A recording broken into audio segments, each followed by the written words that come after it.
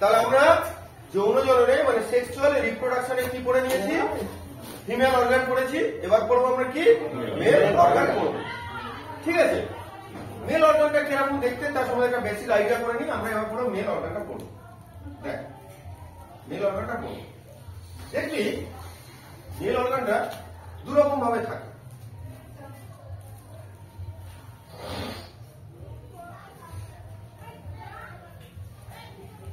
ঠিক আছে,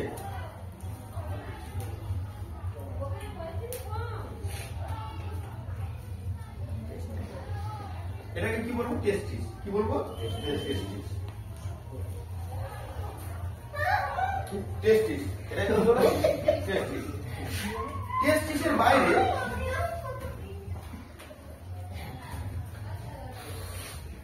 এটা কি বলবো? টেস্টিস। টেস্টিসের বাইরে এরকম ছোট ছোট একটু আবরণ টাইপের, হ্যাঁ কি না? টেস্টিসের বাইরে এরকম ছোট আবরণ টাইপ আছে, যার জন্য এই টেস্টিসটা কি করে রাখে? সফট করে রাখে। হঠাৎ করে কোনো বড় আঘাত হলে বা কিছু হলে সেটা থেকে রক্ষা করার জন্য এর ভিতরে একটা এরকম কি আছে? টেস্টিসের ভিতরে একটা আবরণ টাইপ আছে। ঠিক আছে, ওই আবরণটাকে আমরা কি বলবো? ওই আবরণটাকে বলবো আমরা টেস্টিকেল। কি বলবো? টেস্টিকেল। ভালো করে পড়া মাথায় ঢোকাবি। এই আবরণটাকে কি বলবো? টেস্টিকেল। বুঝতে পারলে? এই আবরণটাকে কি বলবো? টেস্টিকেল। এবার এই টেস্টিস থেকে কি হয়? ধর এখান থেকে গেল এরকম নালী, এখান থেকে এরকম গেল না, একদম বেসিক ভাবে গেল চলে গেল। মেয়েদের ক্ষেত্রে কি রেখেছিলাম আমরা? যে মেয়েদের যে সার্ভিস সেটার সাথে মেয়েদের যে তার সাথে ছেলেদেরটা একটু ডিফারেন্স। কেমন ধরনের ডিফারেন্স? আবার ওপর থেকে কিডনি আছে, কিডনিতে অপাচ্য জলে যে অপাচ্য শোধন হওয়ার পরে মানে দূষিত যে জলটা যেটা আমরা কি বলি মূত্র হিসেবে বেরিয়ে আসে, সেটা এসে আমার এর সাথে কি হয়? হয়ে গেল? বুঝতে পেরেছি না পারিস? সেটা কি হয়? ওর সাথে এসে এক হওয়ার পরে মূত্র নালী থেকে বার হয়ে গেল, নালী থেকে বার। এবারে কি হচ্ছে? এই যে জায়গাটায় জোরে দুটো জিনিস ওই যে জায়গাটায় যুক্ত হয় সেটাকে কি বলবো? Prostate gland. কি বলবো? Prostate gland. Prostate gland. এর থেকে যা কোশ্চেন আমি যদি কেউ ছেড়ে এসে কোনোদিন মুখ মেরে ভেঙে দেবো, তাহলে কি বলবো? Prostate gland. কি বলবো? Prostate gland. তাহলে ছেলেদের কোথায় ক্যান্সার হয়? প্রোস্টেট গ্ল্যান্ডে ক্যান্সার হয়ে গেল, ওই জায়গাটায় ক্যান্সার হয়। আর মেয়েদের কোথায় দেখালাম? সার্ভিসে মেয়েদের ক্যান্সার, ছেলেদের প্রোস্টেট গ্ল্যান্ডে ক্যান্সার হয়ে গেল। এবার দেখ এই টোটাল টেস্টিস, এই গোটাটাকে কি বলবো? টেস্টিস। এর বাইরে আবরণটাকে কি বলবো? টেস্টিকেল। এ আবার একটা গোটা একটা আবরণের দ্বারা আবৃত হয়ে থাকে। বুঝতে পারলাম? গোটা একটা আবরণের দ্বারা আবৃত হয়ে থাকে। এটাকে কি বলে? স্কটাম। কি বলবো? স্কটাম। এটা কি বলবো? স্কটাম। তাহলে দুটো টেস্টিস কার মধ্যে আবৃত হয়ে থাকে? স্কটামের মধ্যে আবৃত হয়ে থাকে। এই স্কটাম এমন একটা জিনিস, এ কি করে? শরীরের যা টেম্পারেচার তার থেকে আরো কম ডিগ্রি -2.5 ডিগ্রি সেন্টিগ্রেড তাপমাত্রা এর ভিতরে কম রাখে, নরমালের থেকে কম রাখে। ঠিক আছে, এটাকে কি কারণটা? কম রাখার কারণটা কি? যাতে টেস্টিস থেকে কি তৈরি হয়? শুক্রাণু তৈরি হয়। কি তৈরি হয়? শুক্রাণু। যাতে শুক্রাণু কোনো ক্ষতি হয়। শুক্রাণু কিন্তু একটা নির্দিষ্ট টেম্পারেচার থাকবে। সেই টেম্পারেচার ব্যালেন্স তাহলে কে মেনটেন করে? স্কটাম। তাহলে শুক্রাণুর তাপমাত্রা কে নিয়ন্ত্রণ করছে? স্কটাম। পড়া বুঝতে পারছি তো? কে নিয়ন্ত্রণ করছে? স্কটাম নিয়ন্ত্রণ করছে। এবার দেখ পজিটিভের ভেজ আছে। এই নালীটাকে বলা হচ্ছে ভেজ। কি হচ্ছে? ভেজ। এই নালীটাকে কি বলা হচ্ছে? ভেজ বলা হচ্ছে। ভালো বলি। মেয়েদের ক্ষেত্রে কি করেছিলাম? মেয়েদের ফার্টিলাইজেশন কোথায়? ওই ফ্যালোপিয়ান টিউবে। ফ্যালোপিয়ান টিউব আছে। আমি ফ্যালোপিয়ান টিউব বন্ধ করি, তাহলে ডিম্বাণু আর যেতে পারবে? তাহলে ওটাকে কি বলবো? ওই পদ্ধতিটা কি বলবো? টিউব্যাক্টমি। ঠিক ছেলের যদি আমি এই দুটো বেঁধে দিই, যেতে পারবে? তাহলে সেই রিপ্রোডাকশন হবে কি? আর এটা কি বলো? ভাস্কোটমি। তাহলে ছেলেদেরকে কি হবে? ভাস্কোটমি, টিউব্যাক্টমি।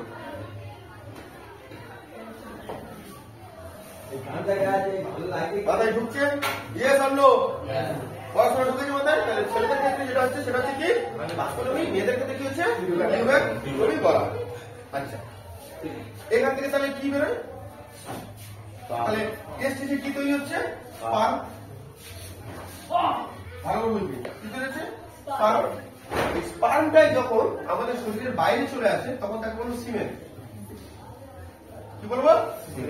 তাহলে এই যখন বাইরে চলে আসে তাকে আমরা কি বলবো? সিমেন বলবো। স্পার্ম যখন শরীরের বাইরে চলে আসে তাকে কি বলবো? সিমেন বলে। একবারে যদি একবার যখন সিমেন রিলিজ হয় ধর 2.5 ml বেরোয়, কি হয়েছে? প্রায় 2.5 থেকে 3 ml বেরোয়, যেটা তার মাপ। এতে 20 থেকে 40 কোটি শুক্রাণু থাকে।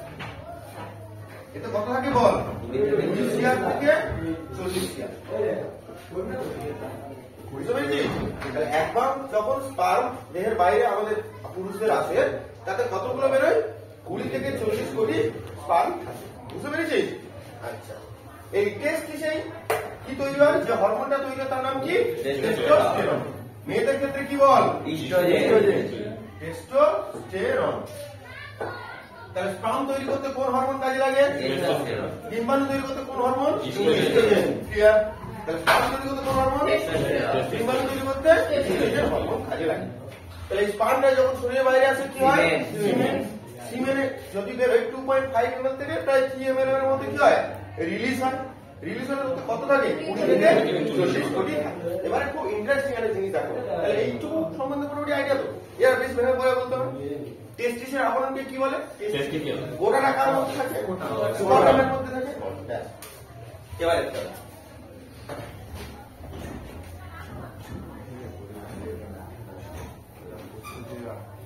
বল, ইন ভিভো ফার্টিলাইজার মানে কোথায় হয়? আর দুটো যখন বাইরে না হয় সেই প্রতি কি বলে?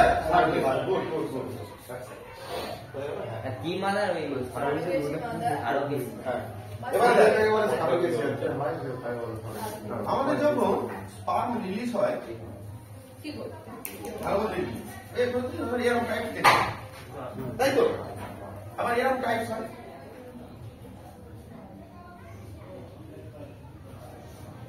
কত সমস্যা দেয় মেয়েদের ক্ষেত্রে? সমস্যা করে রাখা যে এই কারণে না হতে পারে। এবার ছেলেদের সমস্যা করে দেয় বলছি। তাহলে দু ধরনের স্পার্ম প্রডিউসার।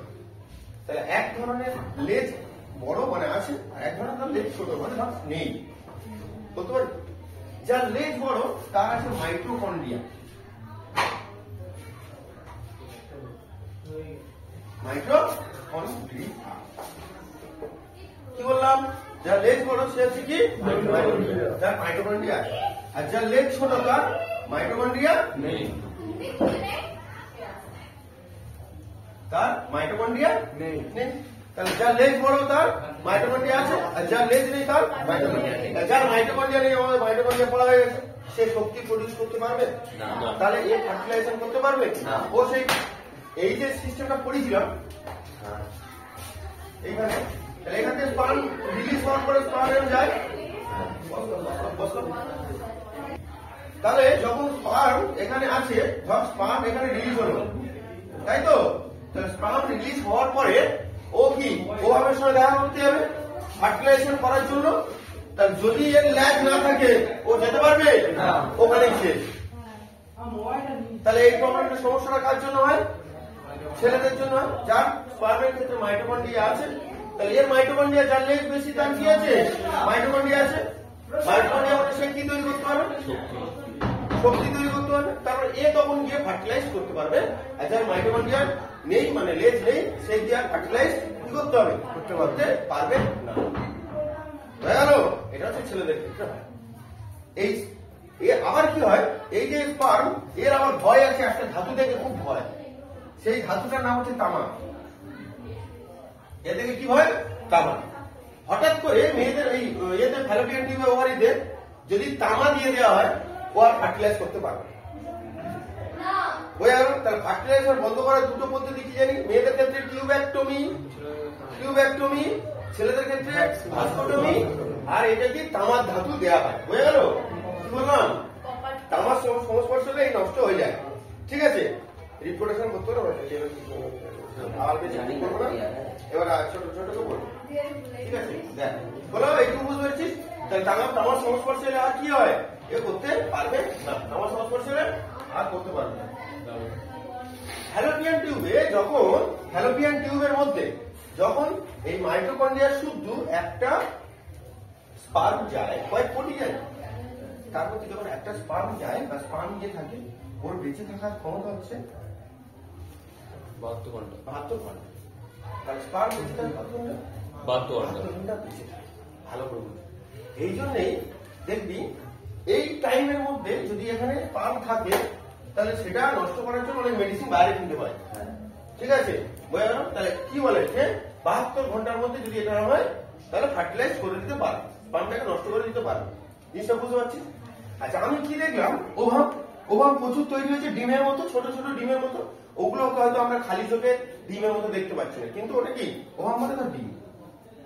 এই ওভাম এর চারিদিকে একটা পর্দা আছে, সেই পর্দাটাকে কি বললাম? পর্দাটাকে কি বলেছিলাম? করোনা রেডিওটা, করোনা রেডিওটা। স্পার্ম ঠিক এর কাছে আসবে, একটা স্পার্ম ভালো বুঝি যে সব থেকে একটা স্পার্ম এখানে আসবে, এসে এর কোন একটা জায়গায় এখানে ধর হিট করবে, হিট করার পর ও ভিতরে চলে আসবে। ব্যাস, সারা জীবনের মধ্যে ওর সব দেয়াল বন্ধ হয়ে যাবে। কি হবে? একটা ফার্টিলাইজ হওয়ার পর ওই যে দেয়ালটা পুরো কি হয়ে গেল? লক হয়ে গেল। হয়ে গেল ওই দেয়ালটা কি হলো? পুরো লক হয়ে গেল। এবার তারপরে কি তৈরি হলো? জাইগোট। কি তৈরি হলো?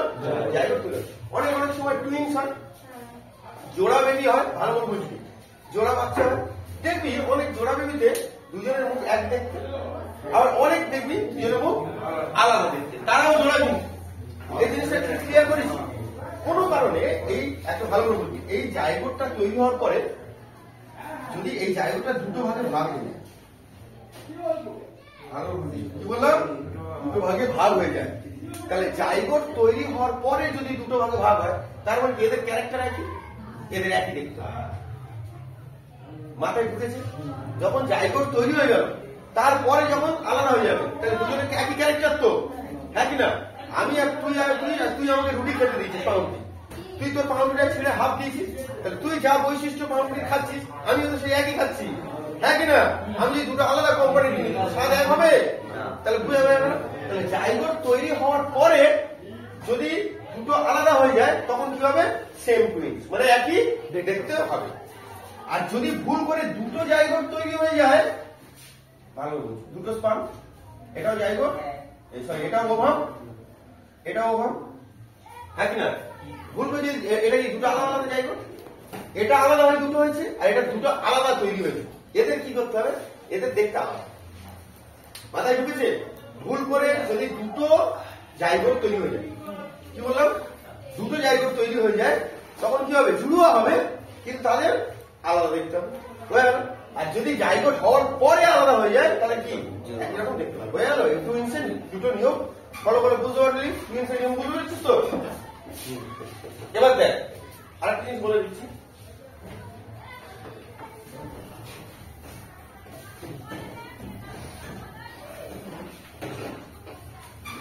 দেখ, এটা কি ডিম্বাণু? ডিম্বাণু এটা কি বল? শুক্রাণু। শোনো, দুটো মিলে কি তৈরি হয়? জাইগোট। তাহলে এটাকে বলা হচ্ছে পুং গ্যামেট, এই স্ত্রী গ্যামেট।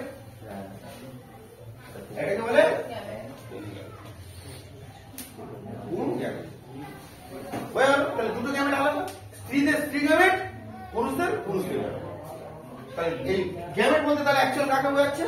ডিম্বাণুকে। আর এপারে গ্যামেট বলতে কাকে বোঝাচ্ছে? দুটো গ্যামেটের মিলনে কি তৈরি হয়? ফার্টিলাইজেশন হয়। দুটো গ্যামেটের মিলনকে কি বলে? ফার্টিলাইজেশন। ফার্টিলাইজেশন বোঝা গেল? দুটো গ্যামেটের মিলনকে কি বলবো? ফার্টিলাইজেশন। ফার্টিলাইজেশন কোথায় হয়? ফ্যালোপিয়ান এফটি লিখে দিলাম। আর যখন ফ্যালোপিয়ান টিউবে হয় না তখন কোথায় হয়? টেস্ট টিউবে হয়। এবার ভালো করে পড়ো। তাহলে এইটুকু আমার ক্লিয়ার, মোটামুটি আজকে যা পড়ি ক্লিয়ার। এবার আরেকটা জিনিস খেয়াল কর, দেখবি যে সমস্ত মায়েরা একটু সমস্যা হয় যাদের টেস্ট টিউব বেবি হয়, দেখছি তাদের মধ্যে 99% জুলুয়া বাচ্চা হয়। কি বলছি বুঝতে পারছি? যাদের টেস্ট টিউব বেবি হয়, মানে টেস্ট টিউবের মধ্যে যেটা বললাম না, sperm plus ovum, sperm plus ovum, এটা যখন আমি কিছু করবো টেস্ট টিউবে করবো, টেস্ট টিউব এই একই তো ফার্টিলাইজার একই না।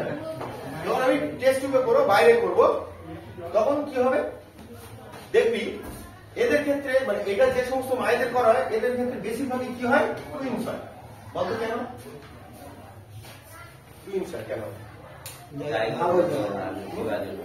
কি করে জায়গা তৈরি হওয়ার পর ওখানে দিলে হ্যাঁ কনফার্ম নয়? আচ্ছা, এটা তাহলে খরচা সাপেক্ষ না খরচা সাপেক্ষ? খরচা সাপেক্ষ। যেহেতু মা হচ্ছে না, টেস্ট টিউবে করে প্রথমে ভ্রূণটা তৈরি করা হলো, তাকে নির্দিষ্ট টেম্পারেচারে রাখতে হবে যাতে ভ্রূণটা প্রস্ফুটিত হয়, জায়গাটা হয়, হওয়ার পরে মায়ের ওখানে ইনজেক্ট করতে হবে। খরচা সাপেক্ষ। খরচা সাপেক্ষ হওয়ার পর যদি মারা যায়, মারা যেতেই পারে। ওই জন্য টেস্ট টিউবে দুটো ইয়ে পাঠায়, দুটো জায়গা বোঝা গেল? ওই জন্য টেস্ট টিউবে কি হয়, দুটো জায়গা তৈরি হয়, জায়গা হওয়ার পরে মায়ের ওভারিতে ওটাকে দুটো জায়গা দেয়। তাহলে টেস্ট টিউবে করা মানে একটা মিলে তাহলে কি বলবো, একটা ইনজেক্টে দুটো করে পাওয়া যায়, দুটো জায়গা করে। তাহলে কি স্পার্ম প্লাস ওভাম মিলে ফার্টিলাইজেশন, ফার্টিলাইজেশন বলে কি তৈরি হয়, জায়গা। ওই একটা জায়গা মায়ের গর্ভের ভিতর দিলে তবে তো বাচ্চা হবে। তাহলে ওই জায়গা যদি কোনো কারণে মারা যায় তাহলে হবে না, আমার তো খরচা হবে। ওই জন্য দুটো জায়গা করে দুটো দিয়ে দেয়, মারা গেলে আরেকটা হতে পারে, মানে ওই রিস্ক কম। কিন্তু 99% দুটোই বেঁচে যাবে।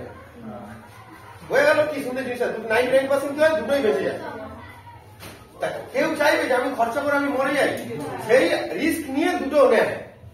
একটা কেউ রিস্ক নেয় না। কেউ রিস্ক নেবে? তোর যদি একটা সুযোগ, তুই রিস্ক নিবি কোনোদিন? আমার দুটো হোক, আমার যদি একটা মারা যায় কত কষ্ট লাগবে খরচা করে। ওই জন্য রিস্ক সবাই দুটো নেয়, বেশিরভাগ ক্ষেত্রে 99% জুলুয়া। তাহলে যখন জাইগোট এটা হয়ে গেল, টুইন্স একই দেখতে হয় কিভাবে বল? তৈরি হবে, টুইন্স একই দেখতে তৈরি হবে। আর যখন দুটো আলাদা আলাদা জাইগোট হবে, আলাদা দেখতে হবে, আলাদা তৈরি হবে। বল ইন ভিট্রো ফার্টিলাইজেশন কোথায় হয়? ইন ভিভো ফার্টিলাইজেশন হ্যাঁ, কতদিন বেঁচে থাকে? 72 বেঁচে থাকে, 72 ঘন্টা বেঁচে থাকে। আচ্ছা বল ফার্টিলাইজেশন কোথায় হয় তাহলে? ফ্যালোপিয়ান টিউবে ফার্টিলাইজেশন হয়। ফার্টিলাইজেশন বন্ধ করার জন্য দু তিনটা পদ্ধতির নাম বল। ওই আর তামা ধাতুর ব্যবহার, আর মেডিসিন তো আছে। যেমন এই শুক্রাণুকে ফ্যালোপিয়ান টিউবে কত ঘন্টা থাকে, মেডিসিন দিয়েও নষ্ট করে। হয়ে গেল? আচ্ছা বল জনন তাহলে কয় প্রকার?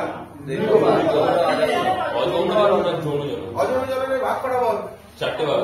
বল অযৌন জননে আবার সব থেকে বেশি কি হয়? অযৌন জননে আবার সব থেকে তাড়াতাড়ি কি হয়? উদাহরণ দে। তারপরে বল বাডির উদাহরণ দে। ভেজিটেশনের উদাহরণ দে। ওল সব। আচ্ছা এর ফ্র্যাগমেন্টেশন উদাহরণ দে। কেঁচো নয়, কেঁচো মরে যায়, কেঁচোর চোখ নেই। যৌনজনন ডিম্বাণু ম্যাচিওর হয় কত সপ্তাহে? মারা যায় কোন সপ্তাহে? ডিম্বাণু তৈরিতে হেল্প করে কে? ডিম্বাণু হয়ে যখন জাইগোট হয়ে গেল, প্লাস জাইগোটকে প্রোটেক্ট করে। এবার তোর বাবা তোকে উন্নত করছে পড়াশোনা শিখে, প্লাস তোকে রক্ষা করছে, তখন দুটো কাজ একসাথে করে যাচ্ছে। আচ্ছা তারপরে যখন বেবি ডেলিভারি হবে তখন কোন হরমোন? কোথা থেকে বেরোয়? ওভারি থেকে। আচ্ছা টেস্টিস থেকে কোন হরমোন বেরোয়? টেস্টোস্টেরন সাহায্য করে শুক্রাণু। ঠিক আছে, স্পার্ম যখন দেহের বাইরে আসে চলো দাঁড়া।